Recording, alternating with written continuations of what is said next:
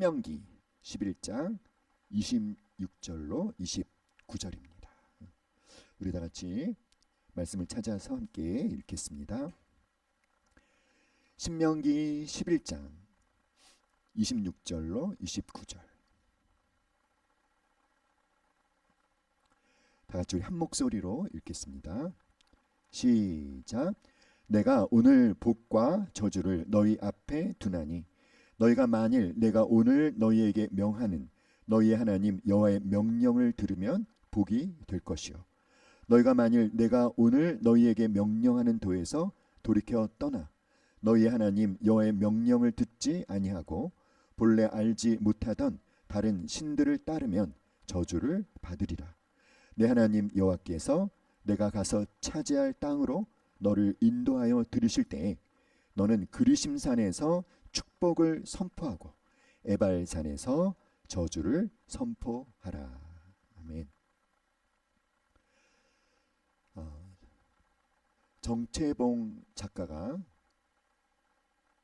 쓰신 삶의 두 갈래 길이라는 글이 있는데요. 쌀 바구미 이야기입니다. 바구미가 뭔지 여러분 아십니까? 바구미는 딱정벌레 목의 곤충으로 주로 곡식이나 또 저장식품을 파먹는 해충이라고 하죠. 몸 길이가 2mm, 또 10mm 아주 작습니다. 들려드릴까요? 왜 답이 없으십니까? 들려드릴까요? 네. 자, 뒤주 속에 사는 쌀바구미가 장가를 들고 싶어서 뒤주에서 나왔어요. 그래서 이제 쌀바구미가 여기저기 다니다가 창문턱에 이르러 보니까 거기 아주 예쁜 나무 바구미가 있었습니다. 그래서 이제 수작을 거는 거죠. 너 어디서 사니? 나는 저 대추나무 위에 산다. 자, 그래? 너 나하고 결혼하지 않을래? 결혼하면 어디서 살 건데? 물론 내가 사는 뒤주 속이지. 쌀 속에 파묻혀 살 수 있다고. 나무 바구미가 그랬더니 고개를 설레설레 흔들면서 나는 싫어. 혹시 네가 나와 함께 저 대추나무 위에 가서 산다면 모를까? 뒤주 속에는 살기 싫어.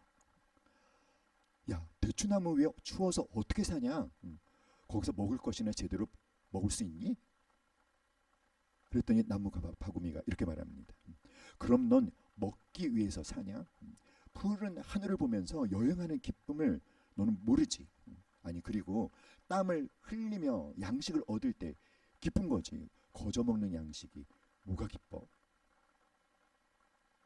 답답한 나무 바구미로군. 왜 힘들게 여행을 해서 또 일을 해서 양식을 얻지? 라는 대답을 듣자 나무 바구미는 뒤도 돌아보지 않고 그냥 창틀을 넘어서 나가버렸대요.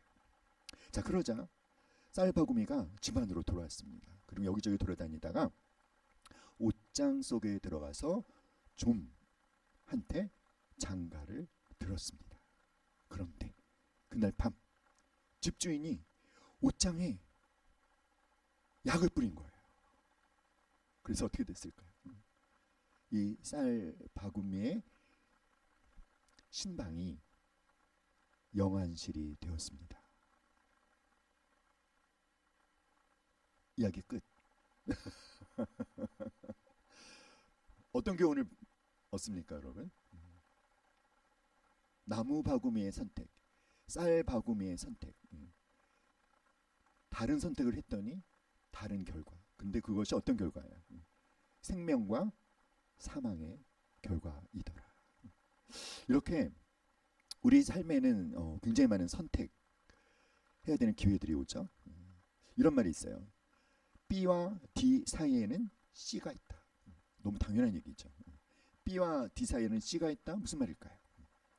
B, 버스, 출생과 D, 데스 사이에는 C, 초이스, 선택이 있다.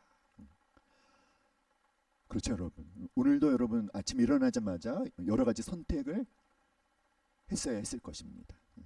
어떤 선택은 하지 말걸 후회되는 선택도 있고, 어떤 선택은 정말 내가 그걸 선택하기를 너무 잘했다. 또 어떤 선택은 우리 삶에 뭐 별로 그렇게 크다랗게 뭐 이걸 선택하든지 저걸 선택하든지 영향이 적은 그런 선택이 있는가 하면 어떤 선택은 무엇을 선택하느냐에 따라서 굉장히 엄청난 영향을, 서로 다른 결과를, 차이를 가져다주는 중요한 선택들이 있죠. 그래서 영국의 역사학자 토마스 칼라일이 그런 얘기를 했어요.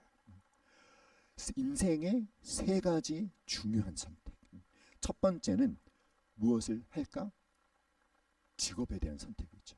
두 번째는 누구와 사귈까? 결혼에 대한 선택입니다. 세 번째가 뭐냐면 누구를 믿을까? 믿음에 대한 선택이에요.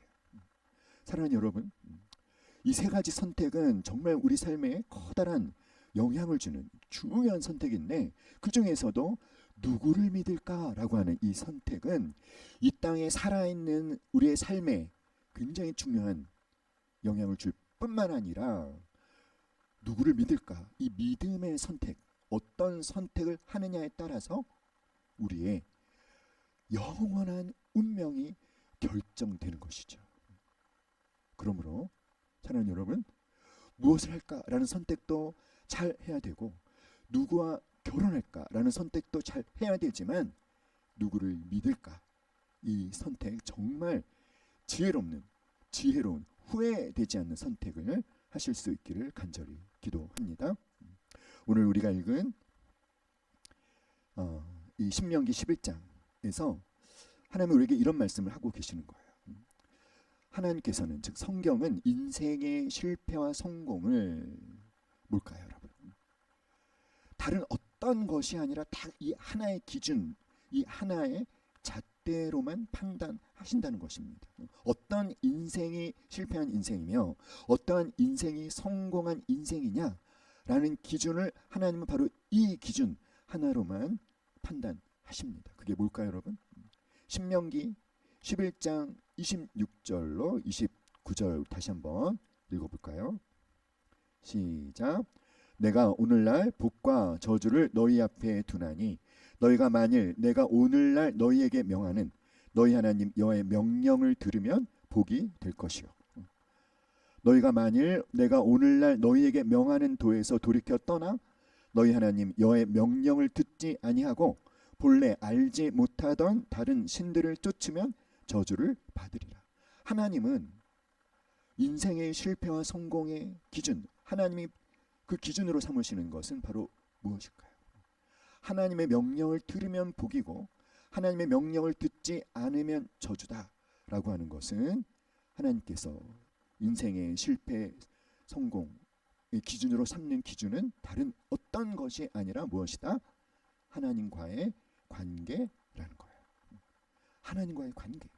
성경은 아주 단순하고 아주 명쾌한 기준을 우리에게 제시합니다. 성공한 인생이냐, 실패한 인생이냐, 올바른 인생이냐, 틀린 인생이냐 라는 판단하는 기준이 여러 가지가 있는 것이 아니라 딱 하나라는 것입니다. 그것은 무엇이다? 하나님과의 관계라는 거예요. 이 하나님과의 관계가 올바르냐 올바르지 않느냐를 그러면 무엇으로 알 수 있을까요?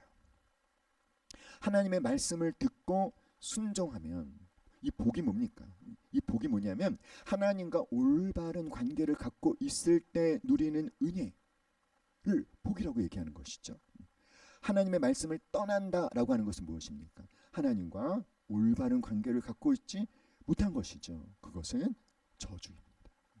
사랑하는 여러분, 그러므로 모든 사람에게는 두 갈래 길이 그 앞에 놓여 있는 것이죠. 어떤 것입니까? 한쪽은 내가 하나님과 올바른 관계를 갖고 사는 길, 또 다른 쪽은 하나님을 떠나서 그저 내가 하고 싶은 대로 사는 길. 이 두 갈래 길, 어떤 길을 선택하느냐에 따라서 결과는 엄청나게 달라질 수밖에 없겠죠. 내가 오늘날 복과 저주를 너희 앞에 두나니, 자, 이 말씀은 뭐냐면 선택하라는 거예요. 복을 받을 것인지 저주를 받을 것인지 뭐해라? 선택해라. 자, 그 복의 조건이 무엇입니까? 복의 조건은 무엇이죠, 여러분? 너희가 만일 내가 오늘날 너에게 명하는 너희 하나님 여호와의 명령을 뭐하면 들으면. 자, 여기서 이 듣는다는 것이 단지 귀로 듣는 것을 의미하는 것이 아니라 이 듣는다는 게 뭘 의미하냐면 하나님의 말씀을 듣고 마음에 새기고 삶으로 순종하는 것입니다. 그래서 예수님도 말씀하셨죠. 나더러 입술로 주여 주여 하는 자마다 다 천국에 들어갈 것이 아니라 내 아버지의 뜻대로 행하는 자라야 천국에 들어간다. 너희가 만일 내가 오늘날 너희에게 명하는 너희 하나님 명령을 듣고 어떻게 하는 것입니까? 마음에 새기고 그것을 내 생활 속에 순종으로 실천하면, 그러면 하나님과 올바른 관계에 있는 사람들에게 주어지는 모든 그 은혜와 축복이 허락될 것이지만, 그런데 어떻게 하면 너희가 만일 내가 오늘날 너희에게서 명하는 도에서 돌이켜 떠나서 하나님 여호와의 명령을 듣지 않고, 이 듣지 않는다는 건 뭐예요? 아예 듣지 않는 것도 있지만 귀로 들었어요. 귀로 들었지만 뭐하지 않으면 마음에 새기고 그것을 정말 하나님이 나의 주인이시니까 내가 주인의 뜻대로 행하겠습니다 라고 삶의 순종으로 나타내지 않는 것까지가 포함되는 것입니다. 그리고 하나님 대신에 본래 알지 못하던 다른 신들이란 여러 우상을 섬기면 복이 아니라 무엇을 받게 될 것이다? 저주를 받게 될 것이다. 그러니까 뭐 하라는 것입니까? 둘 중에 한 가지를 선택하라 라고 하시는 거죠. 사랑하는 여러분, 그리고 하나님께서는요, 이 둘 중에 하나를 선택해야 되는 것을 1년에 한 번씩 기억할 수 있도록 이런 의식을 행하라고 하십니다. 함께 읽어볼까요? 시작. 내 하나님의 여호와께서 내가 가서 차지할 땅으로 너를 인도하여 들이실 때에 너는 그리심산에서 축복을 선포하고 에발산에서 저주를 선포하라. 하나님께서는 이스라엘 백성들이 이제 가나안 땅으로 들어가게 되면 이 중요하고도 이 단순한 원칙을 잊어버리지 않게 1년에 한 번씩 어디에 가서 세겜이라는 곳에 가서 에발산과 그리심산에 12지파를 6지파씩 나누어 세우고 선포를 하는 겁니다. 자, 이렇게 세겜이라는 곳이에요. 이 세겜이라는 땅에 한쪽에는 에발산이 있고 한쪽에는 그리심산이 있습니다. 실제로 여호수아 8장 30절로 35절에 보면 이스라엘 백성들이 이제 가나안 땅을 정복하러 가나안에 들어가서 실제로 이 세겜에 가서 이렇게 그리심산의 6지파, 베냐민, 므낫세, 에브라임, 이사갈, 유다, 시몬, 레위는 제사장 지파니까 빼고, 그리고 에발산의 또 6지파, 납달리, 단, 스불론, 아셀, 갓, 루벤 양쪽에 세워요.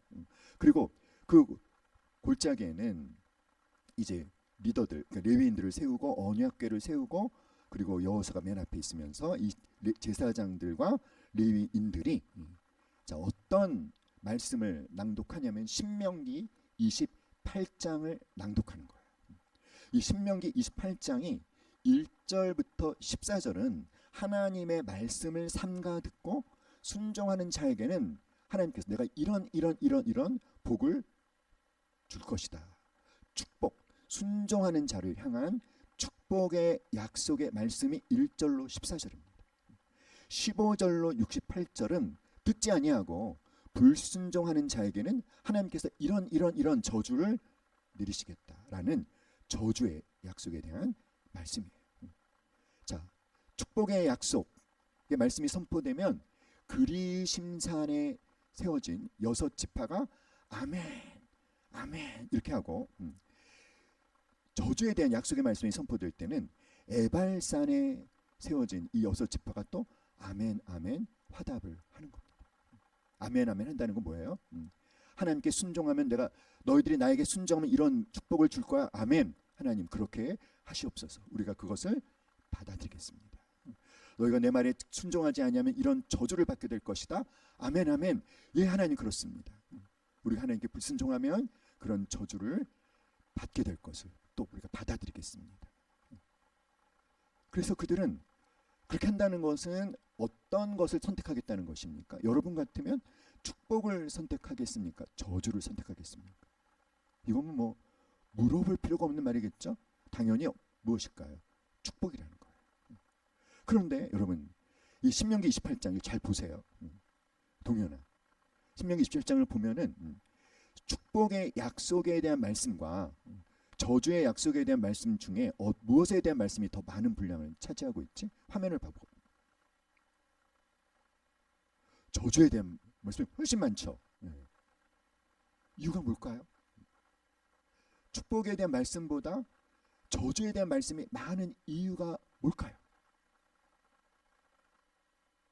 답이 뭔지 아세요? 고객이 많다는 겁니다. 고객이 많다. 이게 무슨 말입니까? 이 저주받을 하나님의 말씀을 듣고 순종하는 사람들보다 하나님의 말씀을 듣지 않고 거역하는 사람들이 더 많다는 거예요.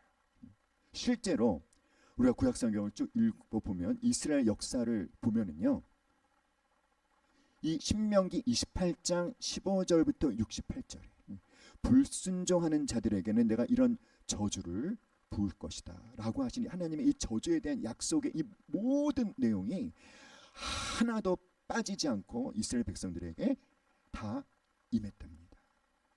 너무 안타깝죠. 사랑하는 여러분, 이 구약의 말씀이 기록되어져서 하나님이 우리에게 이 구약의 말씀을 주시는 것은 하나님의 의도가 뭔지 아십니까? 교훈을 삼으라는 거예요. 하나님의 약속의 말씀은 반드시 이루어집니다. 그러므로 만약에 이스라엘 백성들이 불순종하지 않고 하나님 앞에 순종했다면 어떻게 됐을까요? 1절로 14절에 하나님이 약속하신 모든 축복의 약속도 이스라엘 백성들에게 그대로 임했을 것입니다. 아멘. 여호수아가 이제 자신이 죽을 날이 가까이 와서 마지막 백성들에게 유언을 남기는데, 마지막은 유언이니까 자신의 인생 전부가 실린 당부와 부탁과 권면과 요청을 하는 것이겠죠. 어떤 요청을 했을까요? 다 같이 시작. 만일 여호와를 섬기는 것이 너희에게 좋지 않게 보이거든 너희 조상들이 강 저쪽에서 섬기던 신들이든지 또 너희가 거주하는 땅에 있는 아모리 족속의 신들이든지 너희가 섬길 자를 오늘 택하라. 오직 나와 내 집은 여호와를 섬기겠노라. 여호수아는 자신의 죽음을 앞에 두고 이스라엘 백성들에게 마지막 유언으로 남기는 게 무엇이냐면, 너희가 섬길 자를 오늘 택하라는 거예요. 그러면서 자신은 누구를 섬기겠다? 여호와를 섬기겠다. 그러니까 여호와를 섬길 것인지 아니면 다른 이방 신을 섬길 것인지 둘 중에 분명한 한 가지를 선택하라. 사랑하는 여러분, 하나님께서 오늘은 바로 우리에게 그 요청을 하고 계십니다. 너희가 섬길 자를 오늘 택하라. 여러분의 선택은 무엇인지요? 만일 여호와를 섬기는 것이 너에게 좋지 않게 보이거든 너희 조상들이 강 저쪽에서 섬기던 신들이든지 또는 너희가 거주하는 땅에 있는 아모리 족속의 신들이든지 분명한 무엇을 해야 된다? 섬길 자를, 내가 누구를 섬기며 살 것인지를 택해야 된다는 거예요. 사랑하는 여러분, 오늘을 살고 있는 수많은 사람들 가운데 이 선택을 전혀 하지 않고 사는 사람들은 한 사람도 없습니다. 하나님을 섬기며 살 것을 선택한 사람이든지 아니면 하나님 대신에 다른 무엇인가를 섬기며 살고 있는 사람이든지 둘 중에 하나인 것이죠. 우리가 아까 교독 시편 1편 말씀을 교독했는데요. 이 시편 1편에도 두 갈래 길 원칙이 아주 잘 나타나 있죠. 그래서 이 시편 1편은 이 땅을 살아가고 있는 모든 인생의 요약이다 이렇게 말합니다. 함께 읽어볼까요? 시작.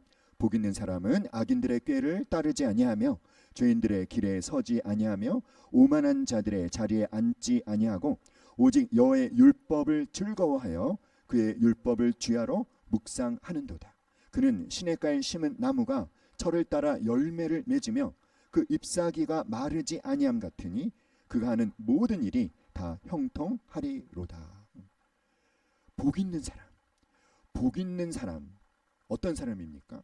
복 있는 사람의 특징은 악인, 죄인, 오만한 자, 이들을 따르지 아니하고 그들의 길에 서지 않고 그들의 자리에 앉지 않아요. 복 있는 사람의 특징은 무엇입니까? 이 복 있는 사람의 특징은 여호와의 율법, 하나님의 말씀을 즐거워한다는 것입니다. 말씀을 즐거워하는 것. 그래서 그 말씀을 묵상하는 것. 말씀을 묵상한다, 즐거워한다. 어떤 뜻이죠? 여호와의 명령을 듣고 어떤 것입니까? 듣고 마음에 새기고 삶으로 순종하면 그는 시냇가에 심은 나무가 철을 따라 열매를 맺으며 성령의 열매 그리고 재생산의 열매 그 잎사이가 마르지 아니함 같으니 그가 하는 모든 일이 다 형통하리로다. 여러분 성경이 말하는 형통이 뭔지 아세요? 내가 원하는 대로 모든 일이 잘 되는 것이 세상적인 형통이라면 이 시편 1편에서 이 성경에서 말하고 있는 형통은 하나님께서 나를 향해 갖고 계신 그 모든 계획이 순적하게 이루어지는 것. 할렐루야. 사랑하는 여러분, 복 있는 사람 되시기를 주님의 이름으로 간절히 축원합니다. 아멘. 반면에 악인들은 어떻습니까? 다 같이 시작. 악인들은 그렇지 아니하며 오직 바람에 나는 겨와 같도다. 그러므로 악인들은 심판을 견디지 못하며 죄인들이 의인들의 모임에 들지 못하리로다. 무릇 의인들의 길은 여호와께서 인정하시나 악인들의 길은 망하리로다. 악인들의 길은 뭐하리로다? 망하리로다. 어쩌면 이 세상에서는 안 망할 수도 있어요, 여러분. 어쩌면 이 세상에서는 악인들이 복 있는 사람보다 더 잘 살 수도 있어요. 그러나 중요한 건 뭐죠? 우리의 삶이 이 세상의 삶으로 끝나는 것이 아니라는 것입니다. 영원한 삶이 우리를 기다리고 있죠. 그 영원한 삶에 딱 두 갈래 길이 아닙니까? 하나님 나라이든지 지옥이든지. 그런데 악인들은 심판을 견디지 못하며 의인들의 모임 하나님 나라에 들어가지 못한다는 것입니다. 마지막 심판 앞에서 모든 의인들, 복 있는 사람들의 길은 하나님의 인정을 받지만 악인들은 망한다는 거예요. 두 갈래 길. 원칙, 여러분의 선택은 무엇입니까? 엘리야 선지자가 바알 선지자와 한판 대결을 벌리지 않았습니까? 엘리야가 이겼죠. 하나님께서 살아계심을 모든 이스라엘 백성들 앞에 하나님이 증명해 주셨어요. 자, 하늘에서 불이 내려와서 제단을 불살랐습니다. 하나님 바알을 섬기는 이 선지자들이 아무리 바알을 불러도 아무 일도 일어나지 않았지만 하나님을 불렀을 때 불이 하늘로부터 내려와서 제단을 다 태워버렸죠. 하나님은 살아계신 하나님이시다 라고 하는 것이 아주 강력하게 증명된 그 다음에 엘리야가 이스라엘 백성들에게 강력하게 요청합니다. 이렇게 물어봤습니다. 시작. 엘리야가 모든 백성에게 가까이 나가 이르되 너희가 어느 때까지 둘 사이에서 머뭇머뭇 하려느냐? 여호와가 만일 하나님이면 그를 따르고 바알이 만일 하나님이면 그를 따를지니라 하니 백성이 말 한마디도 대답하지 아니하는지라. 사랑하는 여러분, 이 북이스라엘, 이 이스라엘 백성들 하나님을 따를 건지 바알을 따를 건지 머뭇머뭇하지 말고 둘 사이에서 머뭇머뭇하지 말고 분명한 선택을 해라 라는 이 요청 앞에 이 이스라엘 백성들의 반응은 뭐였다? 말 한마디도 대답하지 않았다. 여러분, 이 엘리야의 요청에 백성들이 한마디도 대답하지 못한 이유는 이건 단지 침묵하는 게 아니에요. 그들 내면에 지금 엄청난 갈등이 일어나고 있는 것을 말하는 것입니다. 그들이 왜 쉽게 단호하게 하나님을 따르겠습니다 라는 그 고백을 왜 못할까요? 왜냐하면 이 북이스라엘 다스리고 있는 이 아합 그의 왕비인 이세벨은요 바알 열혈 숭배자들입니다. 그 당시 북이스라엘은 바알 숭배가 제도화되어 있었어요. 그래서 이 백성들이 우리가 여호와를 따르겠습니다 라고 하는 그 고백과 선택을 하면 어떤 일이 벌어질 수 있을까요? 심지어 목숨을 잃어버릴지도 모르는 거예요. 그러니까 그 두려움 때문에 쉽게 대답을 못하는 것입니다. 이스라엘 백성들, 이 한마디도 대답하지 못하는, 단호하게 결단하지 못한, 하나님만 따르겠습니다 라고 고백하지 못하는 이 이스라엘 백성들의 모습이 어떤 모습이죠? 우리는 어떤 모습을 봅니까? 영적으로 아주 무기력한 모습을 보는 거예요. 사랑하는 여러분, 그들은 참으로 오랜 동안 하나님을 믿는 순전한 신앙에서 떠나 있었다라는 것을 인정할 수밖에 없었지만 그것을 겉으로 또 고백할 수도 없습니다. 왜? 자존심이 상하거든요. 그렇다고 엘리야를 반박할 수도 없어요. 왜냐하면 하나님이 살아계시다는 것이 너무나 확실히 증명이 되었기 때문에. 그러나 그렇지라도 여호와 편에 서겠다고 쉽게 결단하지 못하는 것은 그런 결단을 했을 때 이 땅의 삶에서 너무나 잃어버릴 것이 많지 않을까라는 두려움 때문인 거죠. 그래서 이스라엘 백성들은 여호와 하나님을 선택할 기회가 그들에게 주어졌음에도 불구하고 그 기회를 밀어버렸어요. 기회를 미루는 것은 기회를 놓치는 것과 똑같은 것이죠. 사랑하는 여러분, 신명기 28장 1절로 14절은 순종하는 자를 향한 축복의 약속, 15절로 68절은 불순종하는 자를 향한 저주의 약속. 왜 저주의 약속? 이 말씀이 훨씬 더 많은 분량을 차지한다? 그 이유가 뭐라고 했죠? 고객이 많다는 거죠. 순종하는 자보다 뭐 하는 자들이 더 많다는 거예요? 불순종하는 자들이. 그러면 왜 많을까요? 그 누구든지 복을 원할 텐데, 복된 길을 가기를 원할 텐데, 축복을 원할 텐데 왜 그 결과가 저주인 하나님의 말씀에 왜 불순종하는 삶을 사는 자들이 왜 더 많을까요? 이유가 뭐겠습니까, 여러분? 어떻게 생각하십니까? 그 이유를 우리 예수님이 아주 명쾌하게 설명해 주셨어요. 이유가 뭔지 아세요? 시작. 좁은 문으로 들어가라. 멸망으로 인도하는 문은 크고 그 길이 넓어 그리로 들어가는 자가 많고 생명으로 인도하는 문은 좁고 길이 협착하여 찾는 이가 적음이니라. 자, 좁은 문, 멸망으로 인도하는 문. 문이 두 개죠. 여기에도 뭡니까? 두 갈래 길 원칙이 여기도 있는 거예요. 좁은 문과 멸망으로 인도하는 문. 자, 이 멸망으로 인도하는 문, 그 마지막이 멸망인데 근데 그 길은 어떻다? 그 문은 크고 그 길은 넓고 그래서 뭡니까? 가는 사람이 많아요. 왜죠? 쉬워요. 편해요. 고생스럽지가 않아요. 그러니까 많은 사람들이 가는데 그 마지막은 뭐다? 멸망. 그런데 생명으로 인도하는 문은 어떻다? 크다, 좁다. 좁습니다. 길은 어떻습니까? 협착하다라고 하는 것은 고생스럽다는 거예요. 그 좁은 길로 가서 좁은 문으로 들어가는 것은 쉽다, 어렵다. 어렵다. 힘들다, 힘들지 않다. 힘들다. 가는 사람이 많다, 적다. 적다. 우리는 어떤 성향이 있죠? 많은 사람들이 하고 있는 것을 따라서 하고자 하는 그런 성향이 우리에게 있지 않습니까? 많은 사람들이 가니까 아, 이게 올바른 선택인가 봐. 그리고 별로 어렵지도 않아요. 별로 힘들지도 않아요. 쉬우니까 가는 겁니다. 그런데 그 마지막은 무엇이다? 멸망이라는 거예요. 사랑하는 여러분, 그래서 우리 예수님은 하나님의 말씀을 듣고 마음에 새기고 삶으로 순종하는 것이 어떻다? 쉽지 않다. 그것은 힘들다, 어렵다. 그리고 그렇게 사는 사람들이 많다, 적다, 적다. 하지만 그 마지막은 무엇이다? 생명이다. 하나님 나라다.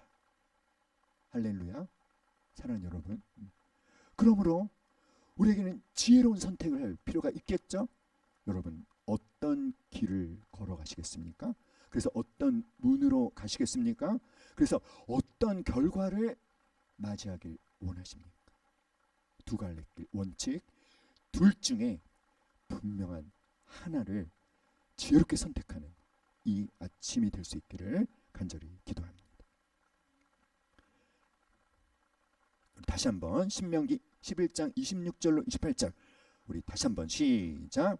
내가 오늘날 복과 저주를 너희 앞에 두나니 너희가 만일 내가 오늘날 너희에게 명하는 너희 하나님 여호와의 명령을 들으면 복이 될 것이요 너희가 만일 내가 오늘날 너희에게 명하는 도에서 돌이켜 떠나 너희 하나님 여호와의 명령을 듣지 아니하고 본래 알지 못하던 다른 신들을 쫓으면 저주를 받으리라. 아멘. 여러분 복을 선택할 수 있기를 간절히 기도합니다. 예수님께서 마지막 심판 때도 분명한 두 가지 결과를 우리에게 말씀하고 있죠. 예수님이 재림하셨어요. 그래서 모든 민족이 예수님 앞에 나갑니다. 그리고 예수님이 이제 그들을 구분하는데 오른쪽 왼쪽 양은 오른편 염소는 왼편. 근데 이 오른편 왼편 양과 염소 기준이 뭔지 아세요? 오른편의 의인들 왼편엔 악인들. 시편 1편 말씀으로 기준하면 오른편으로 분류되는 의인들은 복 있는 사람들, 왼편으로 분류되는 악이 되는 시편 1편의 죄인들, 악인들, 오만한 자들. 그 특징이 뭐죠? 복된 사람들, 복 있는 자의 특징이 뭡니까? 그 의인들의 특징이 무엇입니까? 하나님의 말씀을 즐거워한다는 거예요. 주야로 그 말씀을 묵상한다는 거예요. 단지 머리로만 묵상하는 것이 아니라 어떻게 한다? 듣고 마음에 새기고 삶으로 순종하는 자에게는 영원한 하나님 나라가 허락되는 것입니다. 할렐루야. 아멘. 우리 영상을 하나 보겠습니다.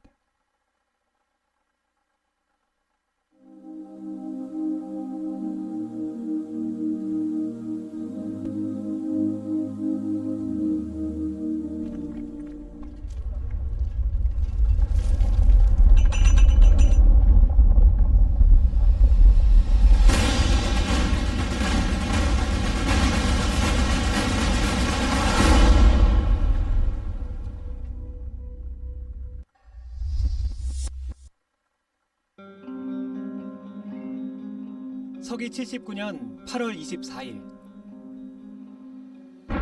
잠들어 있던 베수비오 화산이 폭발했습니다. 삽시간에 엄청난 양의 화산 폭발 잔해물들이 폼페이 위로 쏟아지면서 수많은 사람과 가축들은 그 자리에서 목숨을 잃었습니다.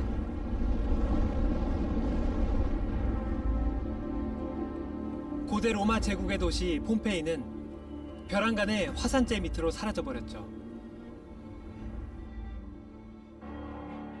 땅속에 잠들어 있던 이 도시가 다시 빛을 볼 수 있었던 건 화산 폭발 이후 1700여 년이 지난 후였는데요. 몇 번의 발굴 시도가 있었지만 이는 발굴과 복원의 과정이라기보다 약탈과 훼손 수준에 그쳤습니다.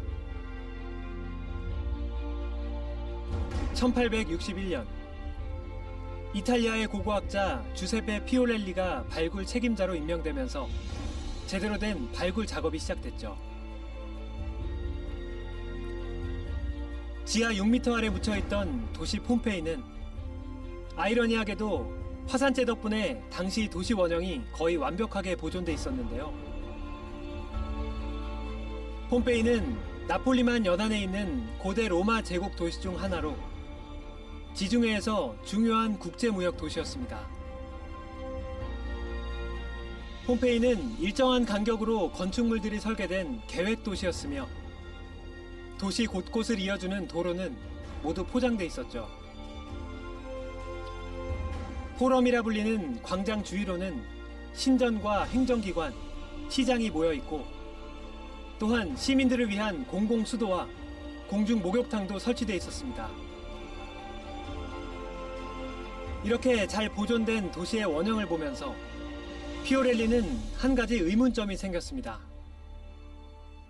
미처 준비할 겨를도 없이 화산 폭발이 삽시간에 도시를 집어삼켰는데도 불구하고 폼페이 유적지에서는 사체의 흔적을 발견할 수 없었던 건데요. 고민을 거듭하던 피오렐리는 흙더미 사이에서 정체를 알 수 없는 공간을 발견했습니다. 그동안의 발굴 과정에서는 주목되지 않았던 이 공간을 이상하게 여긴 그는 공간에 석고를 부어봤는데요. 석고가 굳자 놀라운 형태가 드러납니다.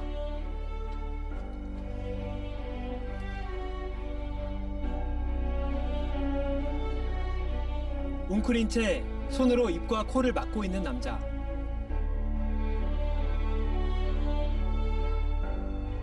뱃속의 아기를 보호하려고 엎드린 임산부.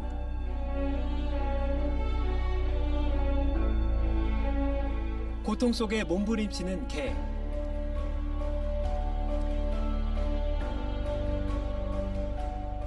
화산재 속에서 죽어간 폼페이 사람들은 그 속에서 부패하여 사라졌고 그로 인해 공간이 생겼던 건데요. 이 석고 캐스트들은 폼페이 최후의 순간 숨져간 이들의 몸짓과 표정 그리고 고통까지 보존하고 있었던 겁니다. 현재 폼페이 유적은 유네스코 세계문화유산에 등재되어 있고 오늘날까지도 발굴 작업은 계속되고 있습니다.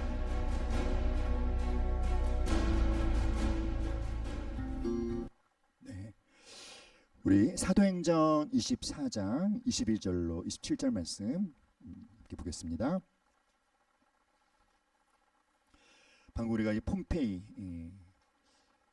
베수비 화산 폭발 그 역사 현장을 영상으로 봤는데 이 폼페이 화산 폭발과 아주 깊은 관계가 있는 사람이 이 사도행전 24장에 등장을 하고 있죠. 자, 우리 사도행전 24장 22절로 27절입니다. 다 같이 찾으셨죠? 시작. 벨릭스가 이 도에 관한 것을 더 자세히 아는 고로 연기하여 이르되 천부장 루시아가 내려오거든 너희 일을 처결하리라 하고 백부장에게 명하여 바울을 지키되 자유를 주고 그의 친구들이 그를 돌보아 주는 것을 금하지 말라 하니라. 수일 후에 벨릭스가 그 안에 유대의 여자 드루실라와 함께 와서 바울을 불러 그리스도 예수 믿는 도를 듣거늘 바울이 의와 절제와 장차 오는 심판을 강론하니 벨릭스가 두려워하여 대답하되 지금은 가라 내가 틈이 있으면 너를 부르리라 하고 또 동시에 또 바울에게서 돈을 받을까 바라는 고로 더 자주 불러 같이 이야기하더라. 이태가 지난 후 보르기오 베스도가 벨릭스의 소임을 이어받으니 벨릭스가 유대인의 마음을 얻고자 하여 바울을 구류하여 두니라. 자, 여기 보면 벨릭스 이 사람이 누구냐면 팔레스타인 총독인데요. 이 벨릭스와 이 폼페이 화산 폭발이 굉장히 깊은 관계가 있습니다. 바울이 전도 여행을 마치고 이제 로마로 왔을 때 그는 체포가 되어서 감옥에 갇히게 됩니다.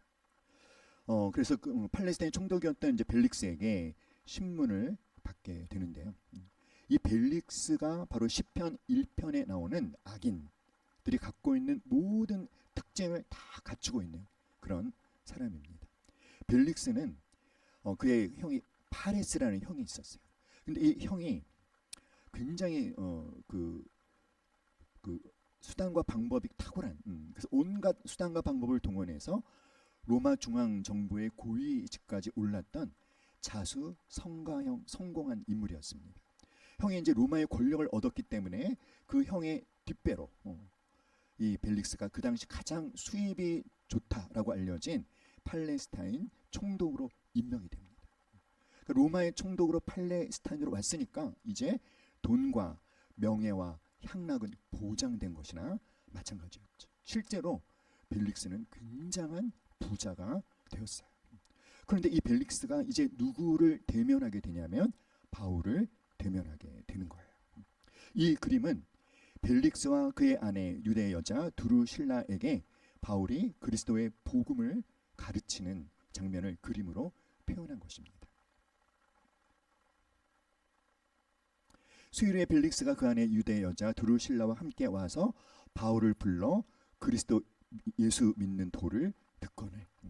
사실은 이 벨릭스는 원래부터 예수 그리스도에 대한 관심을 갖고 있었습니다. 그 굉장히 알고 싶어 했어요. 그런데 마침 바울이 체포되어 감옥에 들어왔을 때 이번 기회로 저 바울로부터 예수 그리스도에 대한 그 복음에 대한 그 가르침을 내가 들어봐야 되겠다. 근데 혼자가 아니라 아내와 함께.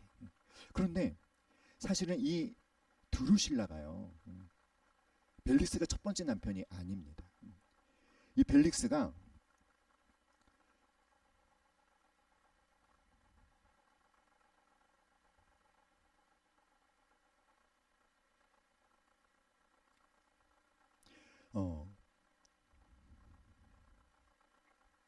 이 벨릭스가 그 총독으로 예, 에메사라는 왕국을 방문했다가 그 에메사 왕국의 젊은 왕 아제주스 왕, 그 아내가 바로 누구였냐면 드루실라였어요. 근데 서로 눈이 맞았어요.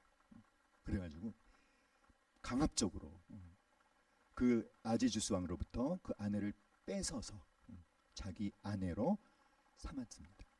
한 일종의 불륜이죠. 자, 그 드루실라와 지금 같이 찾아온 거예요.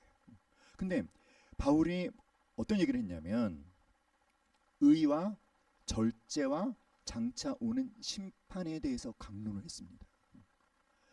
바울이 이때 벨릭스에 좀 기분을 맞춰주면서 좋은 말을 했더라면 얼마나 좋았을까요? 뭐 이런 식이죠. 뭐 당신 정도면 뭐 꽤 괜찮게 살고 있는 것입니다. 라고 했으면 어쩌면 석방됐을지도 모르는 거죠. 그런데 바울은 그 벨릭스에게 의와 절제와 심판에 대해서 강론을 했습니다.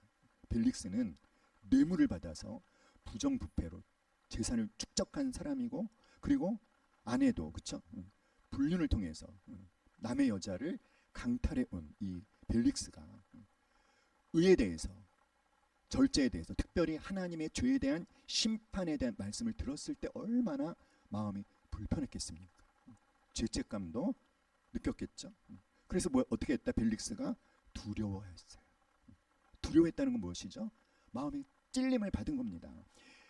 바울이 전해준 그 가르침을 듣고 내가 잘못 살았구나, 내가 죄인이구나, 이것을 깨달았다는 거예요. 그러니까 지금 벨릭스에게 어떤 기회가 주어진 거죠, 여러분? 복 있는 사람이 될 수 있는 기회가 주어진 것입니다. 예수 그리스도를 선택할 기회가 주어진 것입니다. 그런데 어떻게 했습니까? 지금은 가라. 내가 틈이 있으면 너를 부르리라.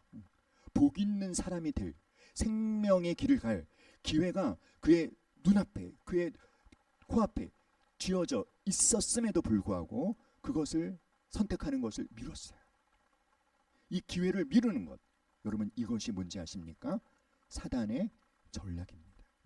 기회를 미루면 다시 그 기회를 붙잡는 것은 어려운 거예요. 한 걸음 더 나아가서 동시에 또 바울에게서 무엇을 받을까 바라는 거로, 돈을 받을까 바라는 거로 더 자주 불러 같이 이야기하더라. 참 어처구니 없지 않습니까? 그럼 벨릭스는 거부거든요. 근데 바울은 뭐죠? 천막 짓는 일을 하면서 예수님의 복음을 전하는 아주 가난한 사역자 아니겠습니까? 그런 바울에게서 돈을 받을까 바란다는 것, 이걸 우리가 뭐라고 말합니까? 벼룩의 간을 빼먹는다, 이렇게 얘기하잖아요. 자, 그러다가 이 형 파레스가 이제 실각을 하게 돼요. 그러니까 권력의 자리에서 내가 쫓기면서 형의 특배로 총독이 됐던 벨릭스도 이제 총독의 자리에서 쫓겨나게 되고 그의 후임으로 베스도가 옵니다.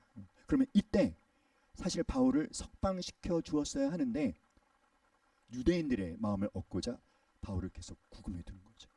그리고 나서 이제 벨릭스는 로마에 가서 자신이 저지른 그 모든 부정부패와 잘못을 덮기 위해서 그동안 자신이 축적한 재산으로 로마 고위 관료들에게 뇌물을 먹여서 그 모든 죄를 다 이렇게 덮어버리고, 그리고 아내와 함께 나머지 여생을 편하게 지내고자 어디로 여행을 갔냐면 폼페이로 여행을 갔던 거예요.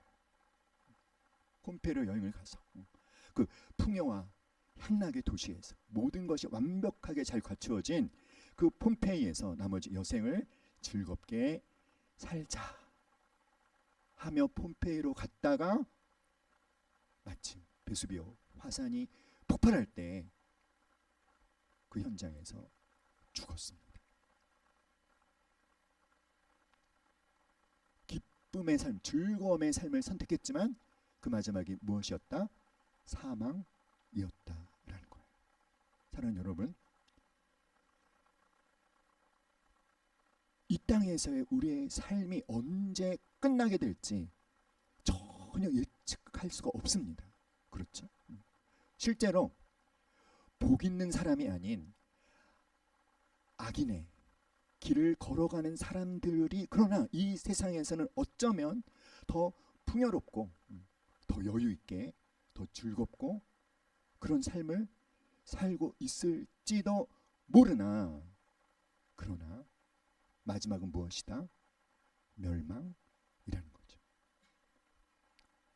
반면에 바울은 어땠을까요?